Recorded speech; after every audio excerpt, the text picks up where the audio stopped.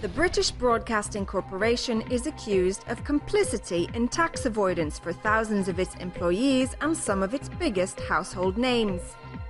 The British House of Commons Public Accounts Committee has discovered the broadcaster's complicity in staff tax avoidance, with about 25,000 off-payroll contracts. According to new evidence, 13,000 of the contracts are for individuals who are on screens and on the radio every day, along with another 12,000 off-air staff.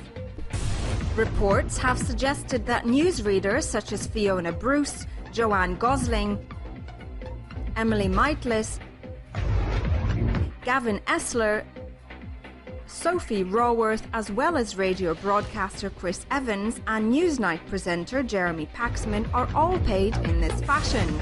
Mr. Paxman has claimed that he had been told by the BBC to set up a company for his earnings or stop presenting Newsnight. Technically, tax avoidance is the legal utilization of the tax regime to one's own advantage in order to reduce the amount of tax that is payable by means that are within the law. The revelations come as, according to new data, the BBC could not provide evidence that these individuals are paying the appropriate amount of tax. In another blow to the BBC's reputation, it is now evident that the number of such contracts which are related to the corporation's best-known television and radio stars is far higher than it was announced by the channel. The recently disclosed figures by the corporation were 300, while the real number of contracts reaches a staggering 1,500. The BBC also avoids paying national insurance contributions when paying employees this way.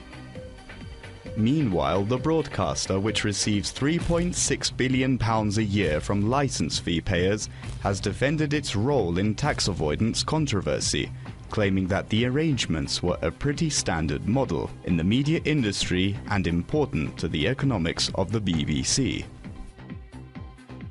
The new revelation has brought tax avoidance of big corporations back into the spotlight and sparked furious reactions.